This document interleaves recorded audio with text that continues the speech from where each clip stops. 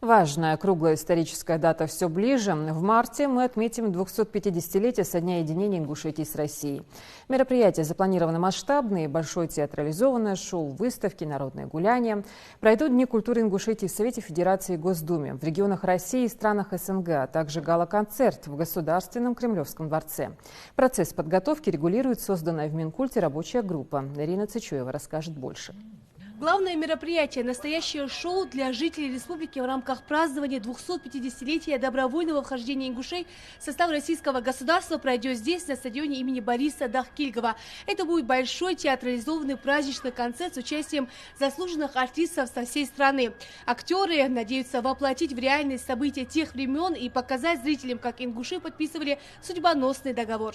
В рамках театрализованного концерта покажут 8 постановок. Сейчас стадион, конечно, не готов принять всех желающих отметить важную для нашего народа историческую дату. Посадочных мест для всех не хватит. Именно поэтому здесь планируют провести небольшую реконструкцию и расширить трибуны. Шоу обещает стать зрелищным с использованием самых новейших систем лазерного эффекта. Стадион имени Бориса Дахкильгова выбран не случайно. Известному режиссеру, которому поручено провести театрализованный концерт, этот объект понравился больше из числа всех предложенных вариантов. Это масштабное мероприятие, будет проводить республиканское мероприятие, Министерство культуры будет проводить. Был нами вызван сюда главный режиссер и директор имперского балета при Большом театре Гедеминас Таранда. Очень интересный, очень талантливый человек, и естественно, мы собрали рабочую группу. По этому случаю мы обсуждали все актуальные на этот момент вопросы и к определенным решениям пришли.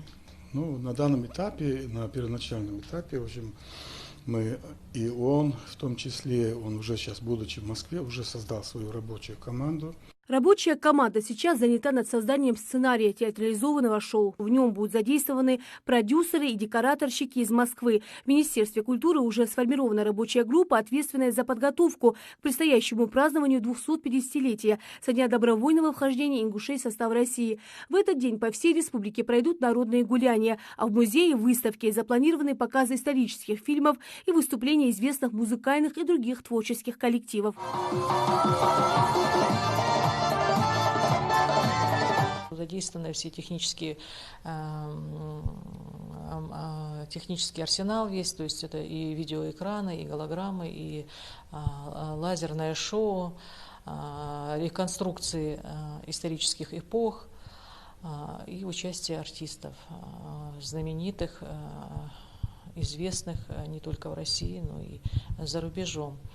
В конце июля мы планируем провести большой праздничный концерт в Кремлевском дворце съездов. Это будет новая программа концертная. Также будут участие принимать ведущие творческие коллективы и солисты Российской Федерации, имеющие звание заслуженных артистов Республики Ингушетия. Также программа празднования знаменательной даты включает в себя серию масштабных мероприятий, среди которых Дни культуры Ингушетии в Совете Федерации и Госдуме, в регионах России и в странах СНГ, а также гала-концерт в Государственном Кремлевском дворце. Кроме того, в рамках празднования 250-летия в республике пройдут международные соревнования, межрегиональные научно-практические конференции, тематические спектакли, фестивали, конкурсы и молодежные флешмобы. Дальше мы планируем проведение Дней культуры Республики Ингушетия в странах ближнего и дальнего зарубежья.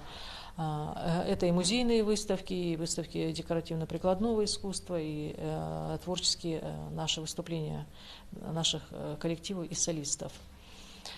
Завершает год кинофестиваль «Золотая башня», который тоже будет проходить под эгидой 250-летия. Нужно сказать, что работа предстоит очень большая, потому что задействованы все творческие коллективы, и детские, и взрослые. Нами заказана постановка русского танца «Калинка» в исполнении детского ансамбля «Лик» при Государственном ансамбле Ингушетия. Государственный ансамбль Ингушетия специально к предстоящему празднику готовит новый танец. Будут использоваться исторические и фольклорные материалы. Танцоры уже начали репетировать. Министерством культуры Ингушетии также подготовлен логотип, под которым пройдут торжества. Он выбран по итогам конкурса среди жителей республики. Мы провели конкурс, приняли участие несколько кандидатов. Мы отобрали одну эмблему. Автором эмблемы является Инарсанов Жабраил.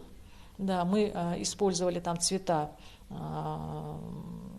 касательно Ингушетии зеленый цвет, касательно России голубой цвет на фоне двух башен – Спасской башни и башни Согласия.